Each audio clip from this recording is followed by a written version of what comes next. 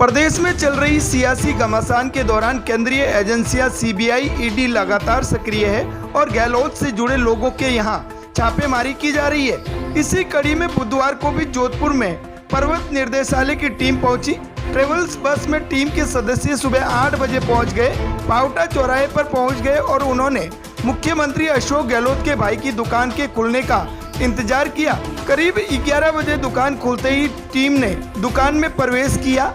दुकान के बाहर सीआरपीएफ के अधिकारी व हथियारबंद जवानों को तैनात किए गए। इससे पहले एक टीम ने सुबह 7 बजे ही मंडोर स्थित अग्रसेन गहलोत के फार्म हाउस पर तलाशी शुरू कर दी थी, जो कि शाम तक चलती रही। जोधपुर में ईडी के 3 टीमें आने की सूचना मिली थी। एक टीम पाली के पूर्व सांसद बद्रीराम जाखड़, जिनका जोधपुर में निवास व होटल है, वहां जाने की सूचना है, लेकिन अभी तक मौके पर कोई भी टीम नहीं पहुंची है। बताया जा रहा है कि अग्रसेन गहलोत के हाथ व्यवसायियों को लेकर पर्वत निर्देशालय की टीम को कोई इनपुट मिला था, जिसके आधार पर कार्रवाई की जा रही है। ईडी सूत्रों का कहना है कि देश के कई राज्यों में फर्टिलाइजर से खेल से जुड़े मामलों में कार्रवाई की गई।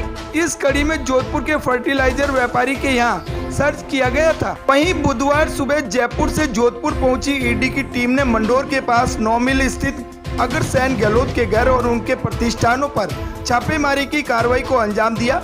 इस मामले में कांग्रेस के नेता रणदीप सुरजेवाला ने बीजेपी सरकार पर आरोप लगाते हुए कहा कि जब बीजेपी जनता की ओर से चुनी हुई सरकार को गिराने में असफल हो जाती है तो ईडी और सीबीआई के छापे शुरू हो जाते हैं। इससे पहले ईडी की जयपुर और कोटा में हाल ही में हुई कार्रवाई को लेकर मुख्यमंत्री अशोक गहलोत के सियासी षड्यंत्र के तहत केंद्र सरकार पर दबाव की राजनीति का आरोप लगाया था। उधर कांग्रेस नेता और पूर्व सांसद बद्रीराम जाखड़ के घर पर भी ईडी की टीम पहुंचने की सूचना थी। सूत्रों के अनुसार ईडी की अग्रसेन गहलोत के घर एवं प्रतिष्ठानों पर कार्रवाई को अंजाम दिया गया। राजस्थान के साथ ही ईडी मुंबई, गुजरात, पश्चिम बंगाल में भी फर्टिलाइजर स्कैम को लेकर एक साथ कार्रवाई कर रही है। मुख्यमंत्री अशोक गहलोत के बड़े भाई अग्रसेन गहलोत फर्टिलाइजर का कारोबार है और जोधपुर में इससे जुड़ी दुकानें व अन्य प्रतिष्ठान है। पर्वत निर्देशालय की इस छापे में उनकी दुकान और घर समेत अन्य ठिकानों पर भी कार्रवाई की गई। वहीं आपको बता दें कि मुख्यमंत्री अशोक गहलोत के भाई अग्रसेन गहलोत फर्टिलाइजर से जुड़े काम करते हैं। बताया जा रहा है कि साल 1980 से पहले ही उनकी दुकान है। अनुपम कृषि नाम से इस प्रतिष्ठान से वो फर्टिलाइजर से जुड़ा हुआ काम करते हैं। मुख्यमंत्री अशोक गहलोत से गहरा नाता भी है। मुख्यमंत्री अशोक गहलोत का चुनावी कार्यालय शुरू से इस दुकान से ही रहा है। इस 2 मंजिला दुकान के ऊपर ऑफिस बनाया हुआ है। यहीं से चुनाव के कार्य संपन्न होते रहे हैं। इसी दुकान के बाहर टेंट लगाया जाता है और चुनावी कार्यालय बनाया जाता है। इसके अलावा अशोक गहलोत जब नामांकन भरने से पहले इसी दुकान के आगे जनसभा को भी संबोधित करते हैं। यहाँ पे कार्रवाई की गई है, किस तरह की कार्रवाई को मानते हैं?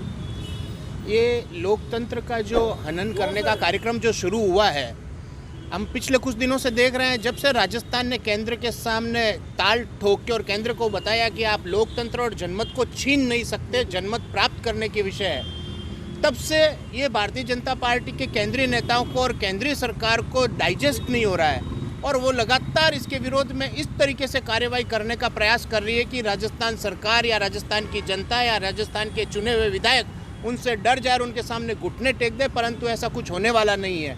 लगातार जयपुर में छापे पड़े, उसके बाद जोधपुर की ओर भी रुख कर दिया। मैं समझता हूं कि ये त्रस्त हो गए हैं, किसियानी बिल्ली खंबा नोचे वाली स्थिति है। चूंकि इनका रेड राज जो इनका जो पारंपरिक तरीका है, उसके बिना इनका काम चलता नहीं है और चूंकि इनको सफलता नहीं मिल रही बहुमत को हासिल करने पे, तो ये इरिटेट होकर और इस तरह की हरकतें कर रहे हैं। हम इसकी निंदा करते हैं और ये व्यक्तिगत भावनाओं के साथ, व्यक्तिगत बदले की भावनाओं के साथ अगर कोई काम को अंजाम करके जनमत को छीनने का प्रयास करते हैं तो लोकतंत्र में ये काला अध्याय और काला दिन के रूप में जाना जाएगा। कहा जा रहा है कि कोई बहुत पुराने मामले के अंदर वापस आज कार्रवाई की जा रही है, क्या आपको लगता है ये उचित समय है उसका? कार्रवाई तो खैर इनका अधिकार है, चाहे कभी भी करे, और अगर इनके पुराना मामला होता तो ये कभी का बाहर लेके आ चुके होते, परंतु ये संदेश देने की राजनीति करते हैं और ये बदले की भावना से इनका जो संदेश देने का कार्यक्रम है, ये सिर्फ उसी के तहत की गई जो राजनीति है ये हमेशा जो अपन क्रिकेट में कहते हैं ना कि कब टाइमिंग होगी, ये उस टाइमिंग को तलाशते रहते कि हम हमारे शॉट के लिए क्या टाइमिंग रखें। इसके अलावा इनके पास कोई विकल्प नहीं है और इस कार्रवाई में भी कुछ नहीं होना है। दूध का दूध पानी का पानी सामने आ जाएगा, परंतु ये सिर्फ एक पूरे देश को मैसेज देने की कार्रवाई कर रहे हैं कि हम इस तरह की कार्रवाई कर सकते हैं और देश में यदि कोई भी आदमी हमारे सामने सर उठा के खड़ा होने की कोशिश करेगा तो हम उसको छापे मार के, हमारी एजेंसियों का मिसयूज करके, दुरुपयोग करके और हम कोशिश करेंगे कि उसको दबाएं। परंतु वीरों की धरती जो राजस्थान है उस पर उनकी ये जो इच्छा है इनकी पूर्ति होने वाली नहीं है। इसका विरोध जी देखिए, विरोध तो मुख्य रूप से जनता का है। हमारे सारे के सारे विधायक जो इनके सामने जिस तरीके से डट के खड़े हैं और विधानसभा में बहुमत के साथ में खड़े हैं, सबसे बड़ा विरोध तो हमारे विधायक ने, जो जनप्रतिनिधि है, जनता की भावनाओं के रूप में वो कर चुके हैं। और अगर जरूरत पड़ेगी और सरकार का इसी तरीके से दमन चक्र चालू रहा तो निश्चित रूप से विरोध के लिए पार्टी इनका सामना करने को तैयार है, सक्षम है और करेगी। आपका परिचय? डॉक्टर अजय त्रिवेदी, प्रवक्ता हूँ राजस्थान प्रदेश कांग्रेस से। आप पूर्व भी लगा सकते हैं सर। राजस्थान में चल रही सत्य और अहंकार की लड़ाई में अशोक गहलोत जी के नेतृत्व वाली कांग्रेस सरकार मजबूत और जन सेवा के लिए प्रतिबद्ध है। लेकिन जब से हमारे भीतर के लोग, जिनको भड़काकर, बहलाकर, फुसलाकर, विद्रोह करवा करके भारतीय जनता पार्टी के लोग जो सत्ता का खेल खेल रहे हैं, वो बहुत निम्न स्तर पर पहुंच चुका है। बहुत खेद का विषय है। केंद्र सरकार की सह पर एक बदले की राजनीति के तहत अशोक गहलोत जी के मित्रों पर, उनके परिजनों पर ईडी की, इनकम टैक्स की जो छापेमारी हो रही है, वो डराने और भय का वातावरण और इस सरकार को अस्थिर करने का एक कदम है। हम मुख्यमंत्री जी के साथ खड़े हैं और मोदी सरकार को कहना चाहते हैं कि वे राजनीतिक मूल्यों का इस तरह से पतन नहीं करें।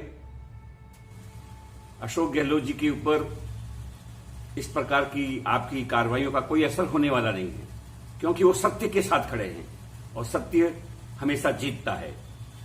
इसलिए इस प्रकार की कार्रवाइयां जो की जा रही है वो अशोभनीय है और प्रजातंत्र के लोकतांत्रिक मूल्यों के विरुद्ध है। ये जो भी कार्रवाई आज अशोक गहलोत साहब के बड़े भाई साहब अग्रसेन जी के ऊपर जो कार्रवाई की गई है ईडी के द्वारा, ये सब बदले की भावना से ये काम किया जा रहा है। और पहले भी अभी आप लोगों ने देखा होगा, जयपुर के अंदर धर्मेंद्र जी राठौड़ के ऊपर की, राजीव जी अरोड़ा के ऊपर की, वैभव जी के कोई मिलने वाले हैं तो उनके ऊपर की गई। और मैं आपके सामने बैठा हूँ, मेरे ऊपर भी बीजेपी की सरकार राजस्थान में थी तो मेरे ऊपर भी की गई। अब आपके सामने मैं क्या हूँ और क्या नहीं हूँ, तो ये तो बदले की भावना से काम करने का बीजेपी का एक ये षड्यंत्र पूरे देश के अंदर चल रहा है। और सरकारें बदलना और कैसे करके बीजेपी का सरकारें वापस बढ़ाना, कैसे करके तोड़ दें सरकार। अब आज हमारे जो भी एमएलए कांग्रेस के, अभी आप कांग्रेस के चुनाव के चिन्ह पर जीत के आए हैं और आप बीजेपी के गोदी में बैठकर अब उनके षड्यंत्र का शिकार हो रहे हैं। देश की जनता, राजस्थान की जनता, उनकी विधानसभा की जनता सब देख रही है और इसका जवाब जनता देगी आने वाले समय में। ये टोटल बदले की भावना से कार्रवाई की जाए। 2007 का अशोक गहलोत जो बार बार प्रधानमंत्री नरेंद्र मोदी और आरएसएस को निशाना बना रहे हैं, क्या उसके चलते ये सब कुछ हो रहा है? अशोक गहलोत साहब तो जब गुजरात के अंदर वह प्रभारी बनाए गए और उस समय आप लोगों ने देखा होगा कि जो राज्यसभा का अहमद पटेल साहब का जो चुनाव था और उसके उस समय भी मुकाबला अशोक गहलोत साहब ने किया और इन्होंने कैसे करके कांग्रेस के एमएलए वहाँ जो कर्नाटक के अंदर एक होटल में, रिसोर्ट में, वहाँ छापा इन्होंने, इनकम टैक्स ईडी का वहाँ पटक दिया। अब ये तो लोग इस तरह से धंधे कर रहे हैं। अब यहाँ पे जिस होटल में जयपुर में जहाँ रुकाया था उस होटल पे छापा इन्होंने डाल दिया। अब ये लोग तो इस तरह से ये काम कर रहे हैं। कोई संदेश दिया है अशोक गहलोत साहब ने इस बारे में कुछ करने के लिए? नहीं, अशोक गहलोत साहब क्या संदेश? अशोक गहलोत साहब तो इनका मुकाबला कर ही रहे हैं वहाँ से। और कांग्रेस के कार्यकर्ता सब अशोक गहलोत साहब के साथ कंधे से कंधा खड़ा है और बीजेपी का मुकाबला करेंगे कि कितने भी अत्याचार कर ले, आखिर अनितई का अंत खराब है, या मान के चलना कोई भी हो, बोले मैं भी क्यों नहीं हूँ। अगर जो भी आदमी अनितई किसी के ऊपर, आज हम वर्षों से देख रहे हैं इस राजस्थान के अंदर भैरू सिंह जी साहब का भी राज रहा है और शिवचरण माथुर साहब का भी राज हमने देखा। मैं भी 82 में पहले जब अशोक गहलोत साहब ने मुझे पार्षद बनाया, अशोक गहलोत साहब 80 में बन गए MP। उसके बाद में अशोक गहलोत साहब लंबे टाइम तक यहाँ रहे हैं MP और राज में रहे हैं, सेंटर में मंत्री रहे हैं, PCC अध्यक्ष रहे हैं, राजस्थान में 30 में मुख्यमंत्री। किसी आदमी के खिलाफ बदले की भावना से उन्होंने काम नहीं किया। और आज देख रहे हैं कि राजस्थान के अंदर बीजेपी का राज की राजस्थान के अंदर देखा है। और भैरू सिंह जी साहब और ये जो भी पहले मुख्यमंत्री सुकाड़िया साहब भी थे और आपस में हरदेव जोशी साहब, शिवचरण जी, इतना प्रेम था आपस में लोगों में।